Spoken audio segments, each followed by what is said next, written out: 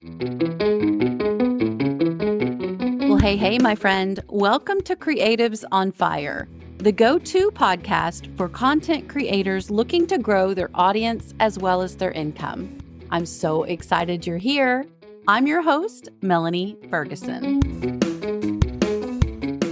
Welcome back to the podcast. You guys, I am so excited because this week I am introducing you all to my friend Colette Barron. She is a busy mama of 6 kiddos running a household up in Massachusetts, if I say that right. She's been over here in the online space for about 4 years, sharing all of her crafty goodness. And she's pushing almost 1 million followers across all platforms. So she is definitely one to learn from. Colette, welcome to the podcast. Thank you so much for having me, Melanie. You're so welcome. I'm so excited. So Colette, she has Blessings Craft Therapy. Blessings Craft Therapy, but it hasn't always been. So tell me kind of like from the beginning how this all came about for you. So many years ago, more than 4 years ago, I had quit my job from WIC. I was in the medical field and lactation consultant and nutritionist and all of the things, and it just got really crazy busy, and so I left. And I was at home, and I had all this creative energy, but I also had some physical limitations, let's say. So I wound up joining this MLM truck tour, and it went well at first. Things went really well, but then started to notice that, gee, you know what? This isn't mine. It's not mine. They can tell me what I can and can't do, and that just didn't resonate so much for me. And then when I started to ask questions, I got a little pushback that didn't feel so great. So I said, you know what? It's okay for me to do my own thing. So I started doing 3 to 4 minutes on Facebook, the videos, just doing simple crafts, just fun things for people to do that, gave them quick success and mostly Dollar Tree related. And it showed up every day, just showed up every day doing a video. I love that because that means that any of us can do this. Like you make it sound so doable. And I love that. So yes, back up to the MLM part. I will say there have been friends that I have that have done very well in businesses such as that. However, what I usually caution people is that you better have a plan. And if you don't have a plan, you will quickly and easily become a part of someone else's plan. So you definitely don't want to also put all your eggs in that one basket. So Right. I love that you pivoted or you recognized that immediately before you got super deep. And then you went full on your own and have come up with this incredible business. So you started out just being consistent, Dollar Tree, doable. I think that was a key word too. Crafts. Tell me the rest.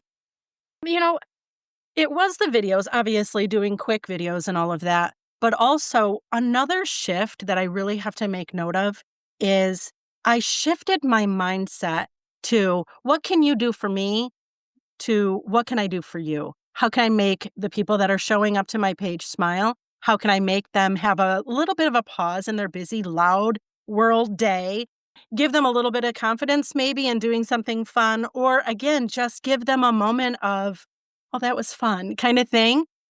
Changing my mindset to service changed everything. That's why, it's so funny when people ask me, like, well, what do you sell? And I'm like, I don't sell anything. Not right now. I mean, I am going to be, moving into the coaching service area as well. But up to this point, I really feel like I've been led. God has led me down the path of just serve them. That's it. Ask nothing of them. Just serve. And that's where I think that things really resonate with people. And that's why it's become as popular as it has been because, up to this point, I just want to make you smile. I just want to help. So Well, I tell you what you do, you always make me smile. Every time I pause across one of your videos, I have to stop and watch, and at least for sure towards the end, because I think you're not giving a nod to what I feel like has really got you ingrained in a lot of people's brain. They can't think of Colette and Blessings Craft Therapy without, say your tagline. now it's your turn. Go make something pretty. Oh my gosh. Oh my gosh. That That is pure gold, my friend.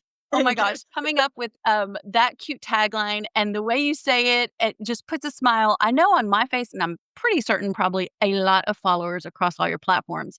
How did you come up with that? Was it just something that came out or It was again, I okay, it's gonna sound really crazy, but I really God is my CEO. I And so love that. I do anything. I'm praying and I'm like, "God, what does she need to hear? What is" and it came from, like, just praying, and all of a sudden I was like, "Just," and I was like, "Okay, let's go make something pretty." And then all of a sudden I'm like, "Well, maybe I should say that. Maybe I should just say, 'Now it's your turn. Let's go. Let's do something nice.'" So, Mhm. So it has stuck and you say it now on the regular, and I absolutely love that part. So, speaking of things on the regular, I think this might be something that would help all of us. I know it helps me to find out from people that I chat with. How do you make it all happen? You've got 6 kiddos there, and I know that you are limited on time, probably freedom and things like that. So, how do you structure what it is you do? well, and it's a process, obviously, and with having a family and any mommies out there and daddies and families listening, it's one of those things where we have to be open to pivot. We have to be open to changing things up. And, what this isn't working anymore in this season, it's okay to change. It's okay to, one thing I do that is super helpful for me is batching. I batch a lot of I will, for example, it's the end of the month, so I'm in content creation mode. So I'm going to take it like tomorrow, I'll take the day and I'll just create posts for Facebook and Instagram. And then for my videos, I do, Tuesday is my shopping day. So Monday is planning and content creation. Tuesday is shopping for the DIYs. And then Wednesday is content creation. My family all knows, like, look, it's her work days, let her be. Even though we're all in the same house, they're all like, "Okay, unless somebody is really needing attention, let her be." I also I pay my daughter, who is 22, to manage the children while I'm downstairs, so I'm blessed to be able to do that. I know that there are a lot of families that have younger families that, don't have that opportunity, and back in the day when I had that, I would look, I work when this little person is watching a show and they can be at my feet and I can be doing something, over here. Again, it's all about the pivot. It's all about recognizing, maintaining what is number one, which is God and family. The only reason why I'm doing this is because God has told me to do it and because my family, this is a legacy changing kind of thing. So it's them. And if it's not working for them, then it's not working. And so we pivot. But generally, batching is my best friend. I love that. I love that. So Mondays you plan, Tuesdays you shop, and Wednesdays you create. Thursday, Friday, Saturday, Sunday? Thursday, Friday, Saturday, Sunday. So I also homeschool. So those days I'm homeschooling as well. But those days I'm also editing videos. When we go to the grocery store, my husband will go with me and I'll stay in the car and voice over stuff. Like a lot of times, if anybody has ever seen any of my YouTube videos, you'll see me in the car and I'll say, "Here I am in my car fist," because, it's really loud in my house most of the time. So doing a voiceover in the car is much more helpful. I love that. And voiceovers in the car, y'all, that is a very good nugget because most of us all have a vehicle that we can go out and escape into. And maybe you haven't thought about that, but it's pretty darn soundproof. I mean, when those doors close, it's like, "Vroom," you know, It's and you true. have that opportunity uninterrupted unless they're like hanging out around the car looking in the windows. To get that recording done. And so what I love about you, Colette, is that you have made a way where a lot of people would have seen an excuse. So I absolutely think that is brilliant. Tell me about the different platforms you're on, which one you started with, and how does that journey look? Well, right now I'm on mainly YouTube, Facebook, Instagram. Sometimes I'll play with TikTok a little bit, but not a lot. I am on Pinterest. My favorite platform is YouTube. By far, it's the easiest platform to be on to create content and publish, and it is the best out of all of them for monetization. I mean, hands down. Facebook is fun. I started on Facebook. Facebook, though, is like it's you have to feed that beast all the time. And YouTube, you don't have to feed it. You don't have to feed it as much. but you have to feed it well. See, like Facebook is like I have to feed it McDonald's every single day, many, many times a day. Where YouTube is like, you know what? I like me some health food. So you make a really nice meal and you can feed me once a week. I love that analogy. It's kinda like how do you do that? Do you repurpose a lot of videos for I Facebook? do. Absolutely. So what I'll do is I'll make a YouTube video, a long form YouTube video, and it'll be a compilation of like 5 or 7 videos of my DIY projects. And then I'll purposefully, when I edit them, I'm editing them so that each one is no more than 4 minutes. So that way, when I go to do Facebook, I can just chop that piece out and I can pop it on Facebook, and I'm really not having to redo a whole lot of work. I love that idea. So basically, I know you said something about themes, like you might theme a week, and tell me about that.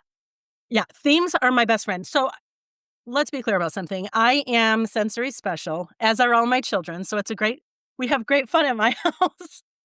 So having ADHD and all of that, having that focus on one area is so helpful because then if I have that one subject, I can go gangbusters on it. I can be like, oh, and then my mind starts going on all the different ways I can do it.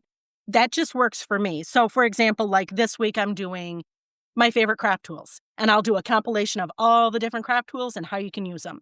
Another week, it was pot holders, Dollar Tree pot holders, and what you can make with those. Again, for me, it's just helpful creativity wise too, because then I'm stretching. Then I'm like, oh, can I do this? Let's do that. I mean, I know a lot of people though don't like to do the whole theme thing and that's okay. But for me, totally works. For me, it sounds like heaven because it's true.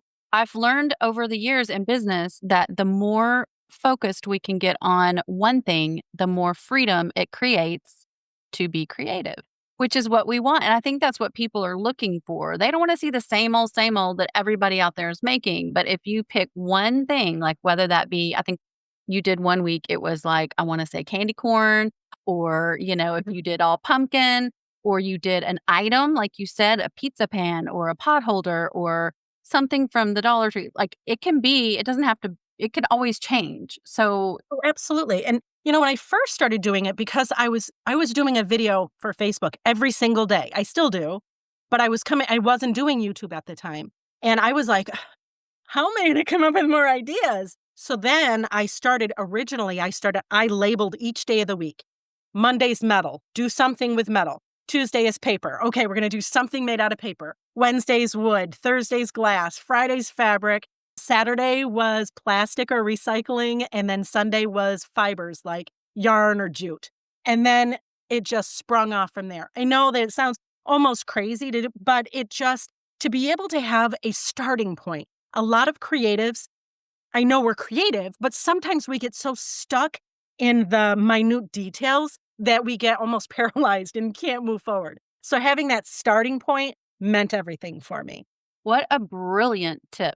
I hope that every single person listening is taking notes feverishly. And of course, we'll have show notes below, but I am just eating all of this up because it actually it can spill over into other parts of our business and other parts of our lives. So, like meal planning, I mean, and all along with if you're talking about the coaching, like you have one subject every week that you are diving into and a little bit deeper for each thing. It's just so brilliant. I love it. It's not crazy. It's really smart. I feel like I've attempted stuff like that before, but it sometimes just that's what I was gonna ask you next was like, how do you keep the consistency? How do you keep the momentum going when you're like, "Well, I feel like I already did that," you know? Yeah, couple of things. One, how do I keep moving forward? Well, it is a lot of work. Anybody that's doing this knows. I mean, some people that aren't doing it are like, "Psh, what's the big deal? I could do that. Sure. Okay. Keep at it for 4 years. But one of the things that keeps me going, A, this is going to sound great. It's a mandate. Like truly felt like God was like, do it now. And the other thing is I have people watching me. I have my little girls, my sons, they're all watching. And so it's my job to make sure that I give them a really good example. The other thing is I think just because now I have a following. Now I almost feel like an obligation, like, they're waiting. And I know it sounds I don't want it to sound conceited, but they're like, they're waiting. Like, this is their pause in their day. And if I don't show up, I feel like I would be letting them down to a certain degree if I don't know. No, no, that's not any sort of way. I think it's absolutely the truth because there are if I've learned anything over the years, it's that there's a handful of people that literally are excited to see you the next day. Not even so much what you're gonna make, but just to see you show up for them. They all think they're the only ones watching, you know? So, I think that's amazing that you can give that to them. Okay, so how have you decided or when did you decide or how did you figure out how to weave in your faith with the crafting and how did you come up with your name? So I've always been a crafter, even though I worked outside the home, I've always been a crafter. And my name was always, again, it was all about, service and it was about, blessing and how can I feel so blessed. So let me bless others. So my name originally way, way, way back in the day was blessings.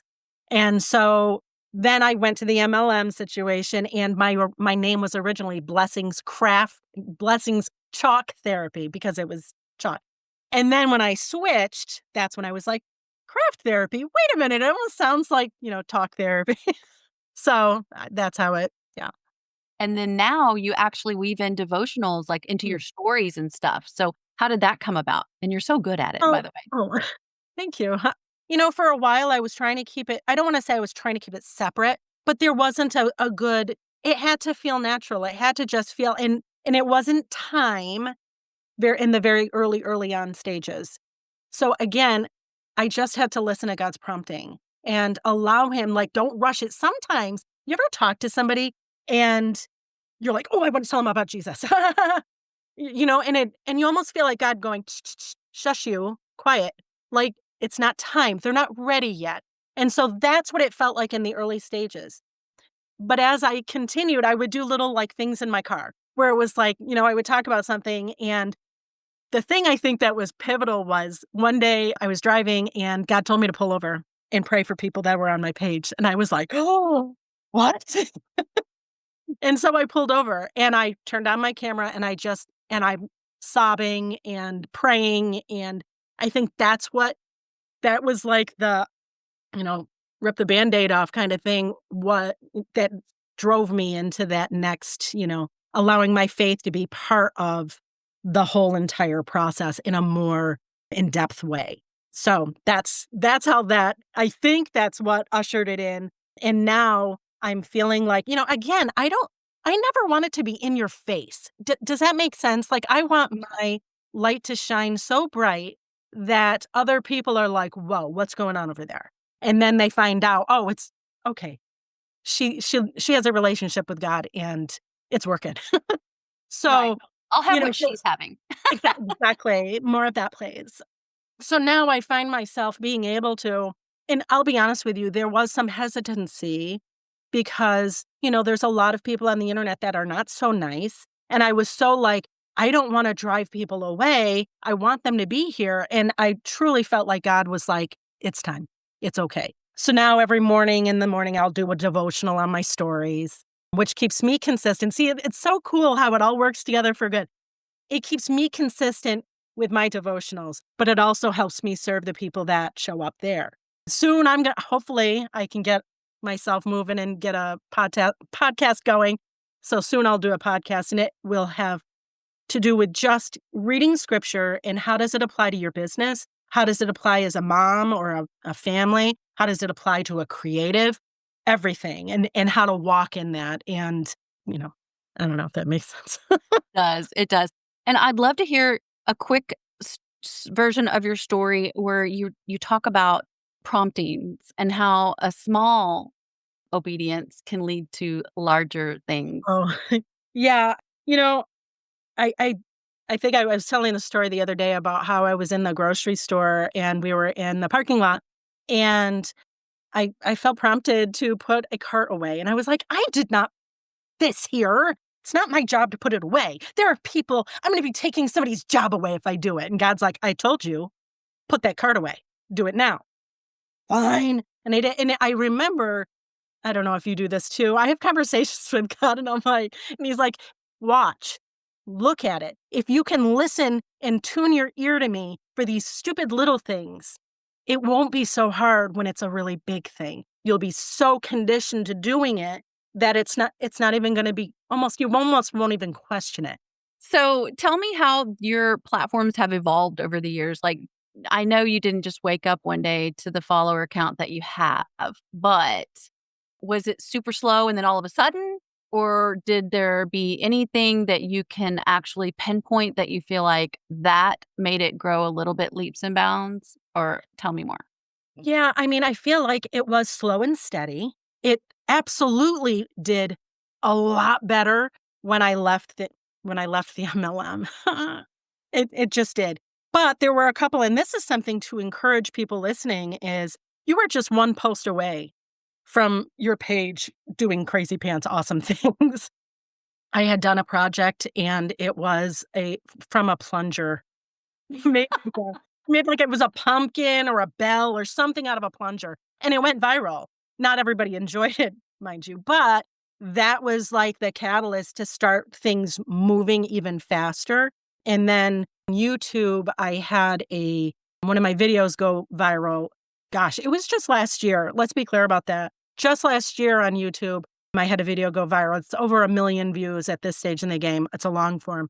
And that one, like every single day, you could see the follower count like go up by crazy amounts. So again, it's, hard work and consistency matter. If you don't put the content out, it will never happen, right? Like, so being consistent and just serve your audience and be able to, even if there's only one person as a follower, we all start at zero and then kind of just go from there. You're just one post away. One post away. Was there anything you could pinpoint on the YouTube video like you did on the plunger that maybe made it go better than the others? That's when I really started being very mindful about my YouTube posting. YouTube is very nuanced. It's very, like I started to really pay attention to my thumbnail, the first 3 seconds to hook people in, you know, how I structured it. So, how many videos per, again, researching and all of that is all I can think. I'll be honest with you. I'm not exactly sure because if I could do it again and again, I Exactly. would. That's exactly the But, deal. yeah, I think Um, it so tell me, what do you do with your crafts? You make so many. So if you at the beginning you were making one every day, and now maybe you've even scaled that back a tiny bit, but tell me what I happened. still make between 5 and 7 a week. It's just I'm instead of making a craft every day, I'm doing it on a Wednesday, and I'm doing all of them on Wednesday. What do I do with my crafts? Well, some of them my children steal, which if you ever watch any of my videos and I say, "And my child stole it," I win. I will sell them at a local it's called Inspired Creations in my area. It's just a store where they sell area craftsmen's that's not a word, is it? It's Area fun. craft people sell their things there, and that's where I sell them. And yeah, or if it's not a great craft, I'll, take it apart and Okay, that's my favorite thing to do in the whole world. That sounds terrible. But unless it's something that I have a specific gift in mind to give to someone, or I'm going to personally use in my decor, I'm all about just kind of using all the parts again. That's like some that would weird. make a really cool video. Yeah. Actually, that was like, "Okay, we have these 7 projects. How can we do them?" That would be a really cool video. Okay, so we need to sit and brainstorm one day. Yes, Get our yes. whole year planned out. This has been so awesome, Colette, getting to know you a little bit better and hear a little bit of your backstory. I know all the listeners are going to be excited to go check you out. Where can they find you online? I am Blessings Craft Therapy on all the socials except for TikTok, and TikTok, I'm Blessed Colette. But and soon I'll have a podcast. It's gonna be called Created to Create, and I that'll be can't fun. wait to share that. Yeah. I Yeah. can't wait to be on it. I hope so. I hope you will be. That would be awesome. Well, I appreciate you so much for spending time with me, and I will see you later. Thank you so much. It was You're great so fun. welcome. Bye.